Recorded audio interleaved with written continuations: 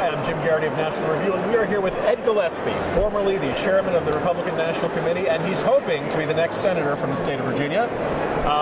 So, as a Virginian, I watch TV, and all I hear about my incumbent Senator Mark Warner is what a nice, sensible moderate he is, how he's never taken a liberal position. He's one of those good, sensible Democrats. Now, I could be wrong. I have a feeling you think that's not entirely the story. So why would any sensible Virginian have a problem with Mark Warner? Well, if they know his record, it's very much at odds with that perception. And one of the things that I'm doing is making sure people do know that record, that they know that Senator Warner has not been an independent voice for us in the Senate. In fact, he has voted with President Obama and Harry Reid 97% of the time since he got elected to the United States Senate and took office.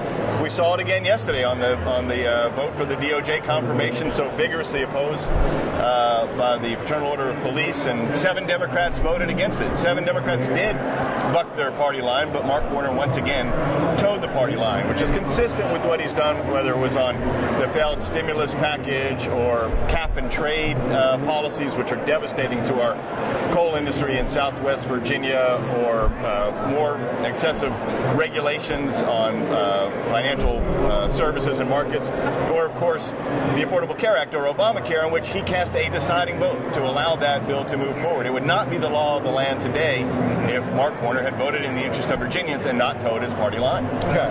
Now, you're a man who's been around national politics for a long time, the Bush years, the Romney campaign, but now you're a candidate for the first time in your life. So how's it been on the trail? What's how is being on this side of the microphone and this side of a campaign, anything surprising to you, anything unexpected, or how are you getting used to that? A couple things. First of all, I love it. I love being out there talking to people. I love listening to people. I love standing up for what we're for and holding him accountable for his record.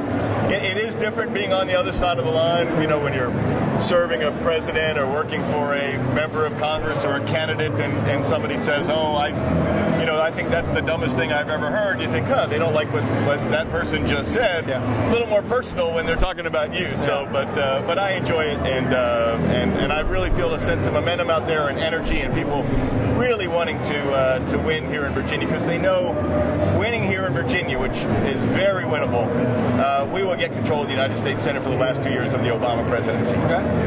Your past duties have involved a little bit of fundraising. It's safe to say you have a pretty decent network of supporters. But I understand Mark Warner's personal wealth has been estimated roughly like $80 gajillion or something like that. So any unique challenges in taking on an opponent who's going to have not quite limitless financial resources, but very deep pockets to keep that Senate seat? Well, I assume I'll be outspent, but I'll be close to him. I'll be able to raise the resources necessary to make sure Virginians know his actual record, and we have an informed electorate in the fall. Assuming I'm the nominee, I have a contest to go through, but I'm confident we're going to bring the party together, and I'll be able to wage this campaign in the fall.